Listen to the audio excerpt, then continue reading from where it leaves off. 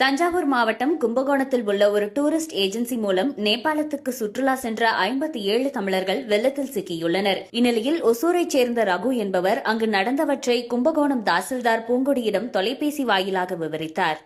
3 bus வண்டி போயிட்டு இருந்தேன் மேடம். ஒரு முன்னாடி நடுவில் பின்னாடி அதுக்கு நடுவில் வண்டி வந்துட்டு இருந்தது. கரெக்டா ஒரு ஹாஃப் அன் அவர் தான் இருக்கும் பார்டருக்கு போறதுக்கு. திடீர்னு போயிட்டே இருக்கும்போது பாத்தீங்கன்னா ஒரு எர்த்குவேக் மாதிரி ஒரு திடீர்னு ஒரு பாம்பு பிளாஸ்ட் ஆன சவுண்ட்.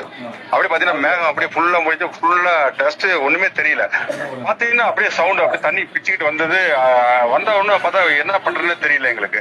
முன்னாடி பண்ண வண்டி இருக்குல்ல, பின்னாடி நாங்க நின்றுட்டு இருந்த வண்டி பாத்தீங்கன்னா அப்படியே இருக்க தண்ணி அடிச்சு ஒவ்வொன்றா அப்படி ஃபுல்லா பக்கத்துல இருக்கிற வண்டிகள்லாம் இழுக்க ஆரம்பிச்சிச்சு. பாத்தீங்கன்னா அப்படியே பின்னாடி இருந்த அந்த ஊரே அப்படியே கடை எல்லாமே உள்ள லாரி எல்லாமே இழுத்துட்டு போயிடுச்சு. இன்னொன்னு ஒருத்தர் ஒரு 8 பேர் மட்டும் அந்த ஃபாரினர்ஸ் வந்திருந்தாங்க. யூஎஸ்ல இருந்து தமிழ் ஆளுங்க ஒரு 2 பேரு, ஒரு 6 பேரு. அவங்க 8 பேர் அந்த பஸ்ல வந்தாங்க. அந்த பஸ் மட்டும் எங்களுக்கு பின்னாடி இருந்து அது கவுந்துருச்சு. அவங்க அதுக்குள்ள சவுண்ட் வந்து இறங்கிட்டாங்க, கண்ணாடி உடைச்சு இறங்கிட்டாங்க அவங்க.